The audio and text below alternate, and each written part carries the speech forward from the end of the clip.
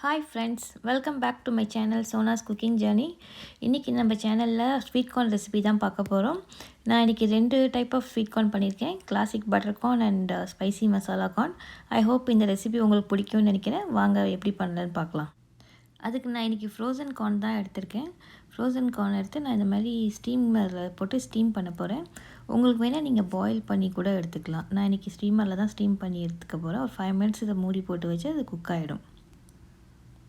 இப்போ குக்கான ஸ்வீட் கார்ன்லேருந்து ஒரு கப் அளவுக்கு ஸ்வீட் கார்ன் எடுத்து ஒரு பவுலில் வந்து போட்டுக்கிறேன். அப்புறம் அதில் 1 டீஸ்பூன் அளவுக்கு பட்டர் சேர்த்துருக்கேன்.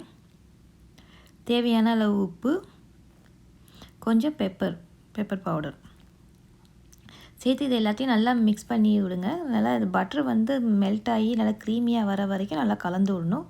கலந்ததுக்கப்புறமா நம்மளோட எம்மி கிளாசிக் பட்டர் கார்ன் ரெடி ஆகிட்டுது.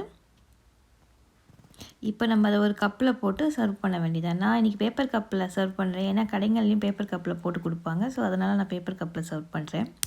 இப்போ அடுத்த டைப் மசாலா கார்ன் எப்படி பண்ணுறதுன்னு பார்க்கலாம். இப்போ ஒரு கப் அளவுக்கு கார்ன் எடுத்து நம்ம ஒரு பவுலில் போட்டுக்கலாம். அதில் வந்து ஒரு 2 டீஸ்பூன் அளவுக்கு பட்டர் போடணும். பட்டர் கொஞ்சம் கூட சேர்க்கணும். ஏன்னா நம்ம ஸ்பைஸ் போடுறதுனால கொஞ்சம் ஸ்பைஸியாக இருக்கும். அதுக்கப்புறம் ஒரு 3/4 டீஸ்பூன் சில்லி பவுடர் போட்டுக்கிறேன் நான். உங்களுக்கு வேணும்னா கொஞ்சம் குறைச்சி போட்டுக்கோங்க. ஒரு 3/4 டீஸ்பூன் அளவுக்கு சாட் மசாலா,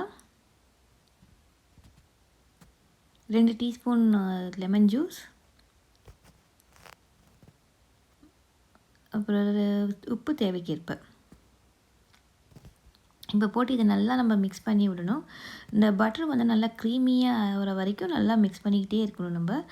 இப்போ நம்மளோட ஸ்பைசி மசாலா கார்ன் ரெடி ஆகிடுது. இப்போ நம்ம ஒரு கப்பில் ட்ரான்ஸ்ஃபர் பண்ணி சர்வ் பண்ணிட வேண்டியதான்.